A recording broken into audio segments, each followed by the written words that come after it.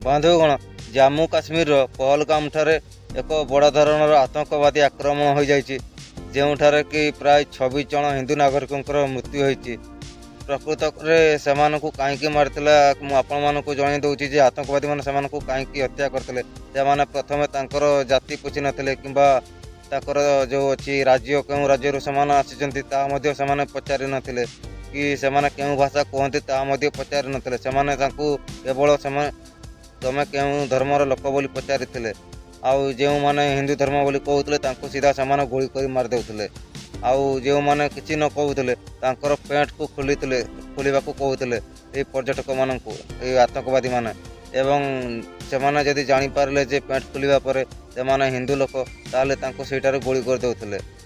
ଏବଂ ଆଜି ଏଇ ଯେଉଁ ଅଛନ୍ତି କିଛି ପର୍ଯ୍ୟଟକମାନେ ସେଠାରୁ ବର୍ତ୍ତି ଯାଇଛନ୍ତି, ସେମାନେ ତାଙ୍କର ସ୍କେଚ୍ ଯେଉଁ ଫଟୋ ଦେଇଛନ୍ତି ଏହା ପ୍ରିଣ୍ଟ କରିଛନ୍ତି। ତ ଆପଣମାନେ ସାଇଡ଼ରେ ଦେଖିପାରୁଥିବେ ଏଇମାନେ ହେଉଛନ୍ତି ଆତଙ୍କବାଦୀମାନେ।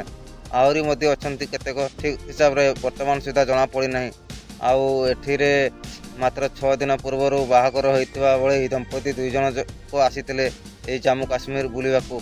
ତ ଏହା ମଧ୍ୟ ବହୁତ ଦୁଃଖର କଥା। ତାଙ୍କର ପତି ଯେଉଁ ଅଛନ୍ତି 6 ଦିନ ପୂର୍ବ ବାହାଘର ହୋଇଥିଲା, ତାଙ୍କୁ ହତ୍ୟା କରିଦେଇଛନ୍ତି ଆତଙ୍କବାଦୀମାନେ। ଠିକ୍ ସେହିପରି ଓଡ଼ିଶାର ବାଲେଶ୍ୱର ଜିଲ୍ଲାର ଜଣେ ଯେଉଁ ନାଗରିକ ଅଛନ୍ତି ତାଙ୍କୁ ମଧ୍ୟ ହତ୍ୟା କରିଛନ୍ତି ଏହି ମାଓବାଦୀମାନେ, ଆତଙ୍କବାଦୀମାନେ। ସେହିପରି ଆଉ ଦେଖିପାରୁଥିବେ ଆପଣମାନେ ସାଇଡ଼ରେ ଫଟୋଟିଏ ଯେଉଁ ଅଛି, ଯେ ତାଙ୍କ ପତିଙ୍କୁ ହତ୍ୟା କରିଦେଇଥିଲେ। ତାପରେ ତାଙ୍କର ପତ୍ନୀ ମଧ୍ୟ କହିଥିଲେ ମୋତେ ମଧ୍ୟ ମାରିଦିଅ, କିନ୍ତୁ ସେମାନେ ଆତଙ୍କବାଦୀମାନେ ତାଙ୍କୁ କହିଥିଲେ ଯେ ଯାଅ ମୋଦିକୁ କହିବ ବୋଲି କହିଥିଲେ ସେ ମାଓବାଦୀମାନେ ଏହି ପତ୍ନୀ ଜଣଙ୍କୁ। ତ ଏହିପରି ଘଟିଛି, ବହୁତ ଦୁଃଖର ଘଟଣା, ବହୁତ ଭୟଙ୍କର ଦିନ ଥିଲା ତାଙ୍କ ପାଇଁ।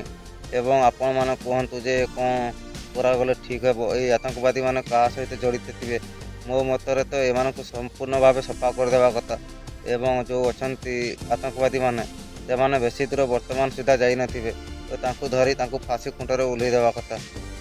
ଆଉ ସବୁଠାରୁ ବଡ଼ କଥା ଯେ ଭାରତ ସରକାର ବର୍ତ୍ତମାନ ସୁଦ୍ଧା କୌଣସି ଏମିତି ବଡ଼ କାର୍ଯ୍ୟାନୁଷ୍ଠାନ ଗ୍ରହଣ କରିନାହାନ୍ତି।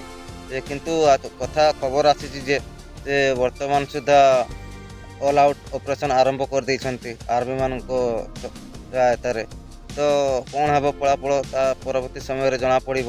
ଆଉ ସବୁଠାରୁ ବଡ଼ କଥା ଯେ ଯେମିତି ପୁଲୱାମାରେ ଆକ୍ରମଣ ହୋଇଥିଲା, ଏହା ପରେ ସର୍ଜିକାଲ୍ ଷ୍ଟ୍ରାଇକ୍ କରିଥିଲେ ଭାରତ ସରକାର। ଠିକ୍ ଏହିପରି କରିବା କଥା ବୋଲି ପ୍ରାୟ ବିଶେଷଜ୍ଞମାନେ, ଲୋକମାନେ ଭାରତର ଦାବି କରୁଛନ୍ତି, ଅନୁରୋଧ କରୁଛନ୍ତି ଭାରତ ସରକାରକୁ ଯେ ଏଥର ମଧ୍ୟ ଯେମିତି କିଛି ବଡ଼ ଧରଣର ଆକ୍ରମଣକାରୀମାନଙ୍କୁ ଦମନ କରାଯାଉ। ତ ଆପଣଙ୍କ ମତାମତ କ'ଣ ଜଣାନ୍ତୁ। ବହୁତ ଦୁଃଖର ଦିନ ଏ କଥା, କିଛି ଆଉ କହିହେଉନି।